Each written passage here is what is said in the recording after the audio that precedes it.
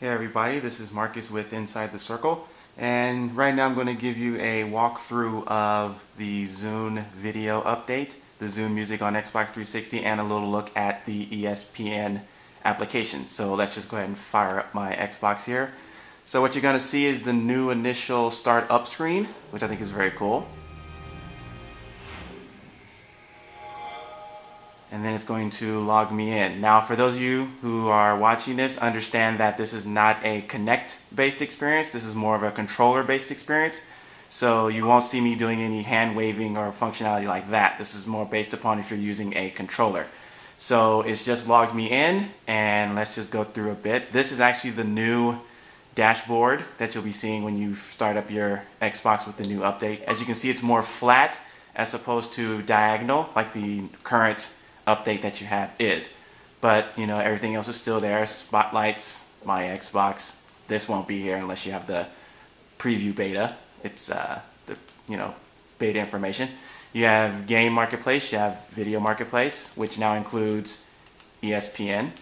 You have the Music Marketplace, which now includes Zune, which doesn't take you to just something about music videos. This will actually is where you'll find the music application. You can still check out your friends, see Inside Xbox, see the community, and all of that good stuff. So let's just first get you into the updates to Zune Video. Can you guys see me in the reflection in the TV? Hi, how's everybody doing? So you'll notice that Zune Video is got a new look, new feel. It's designed now to, really give you that whole Zune experience, that nice Zune look, as you can see with the coloring back there. So the layout has been changed just a bit. I say just a bit.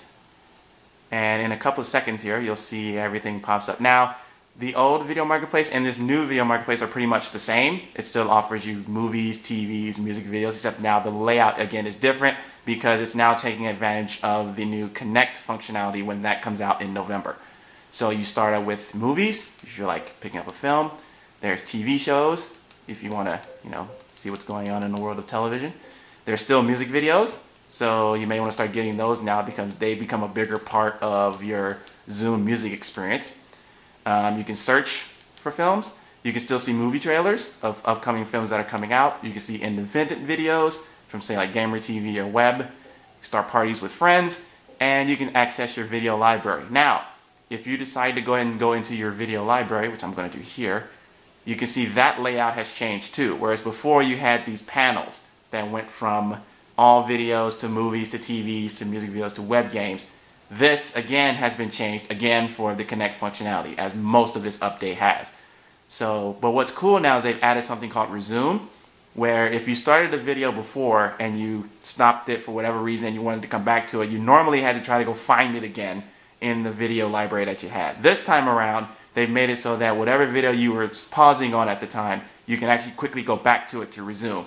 As you can see, I was watching Frontline before I started doing this recording, so it's kept the bookmark right there of where I've been, so if I want to go back and watch that video or start up to where I left off, it's easy for me to do.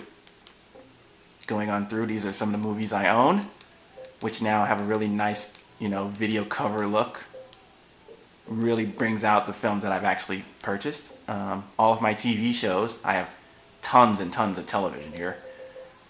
Things from Battlestar Galactica through Bull Run to Cake Boss to Caprica to former stuff like Chocolate News to stuff from Comic-Con. Yeah, you pretty much name it.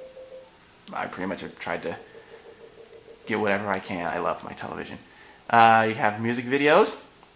These are videos that I personally own, so I can go through any of these and take a look at them. The thing about the music videos is that, when you start them up, it'll ask you, do you want to play it, delete it, remove it from the library. That means that when you go back to this particular screen, if you don't want to see it in your library, you don't have to, but it doesn't mean it's not there. It just means you just don't want it to be part of the listing. So if you just wanted strictly, just videos and not, any like documentaries or behind the scenes, then you can actually just remove those out and really make it just a pure music video library. So there's also game videos. And basically every film or every video I've ever, downloaded, starting from, the latest ones all the way down to the very, very beginning. So as you can see, essentially it's the same as the current setup. It just now has a different look. It just now has a different way for you to organize your content. The really cool thing again is the resume. So now you can pick up exactly where you left off from a prior video. So that's pretty much a big thing about the video library. Now, if you wanted to rent a film, let's say you go back to, let's pick a movie like MacGruber. Who doesn't like MacGruber? So now what you're going to see is a test connection. Well, there's a couple things you're going to see. I'm in. Hello, MacGruber. I'm putting together a team. Septic jet, MacGruber. What about your music? It can wait. It's irreverent. Put your pants back on! Edgy. Indiana used me as a human shield! Thinking you not just use him as a human shield? Yeah, you kind of did. And very, very funny. Good for you. No, good for us. MacGruber. So you automatically get that when you start the film. So if you wanted to pick and you want to get an idea of if this is a film you want to purchase, the preview for it will automatically start. You don't have to tell it to start. It'll just automatically do that for you. So what you can do now is you can kind of set up your download. Do you want it to be HD or SD, for example? Do you want to rent it or do you want to purchase it? Do you want it to stream, which means it won't download anything except a small file to tell the Xbox you own this piece of content, so just go ahead and play it? Or do you want to directly download? The advantages are with streaming, it'll start automatically. You don't have to worry about, waiting for it to download first. But if you know you're not going to be logged in, for example, or if you think Xbox Live is going to be down for a while, it may be good to download, because at that point, then, you have it right there on your machine if you want to look at it. So you can now set all that up, and then it'll give you your purchase total. Then you can go ahead and purchase your video and go ahead and check it out. So that's pretty much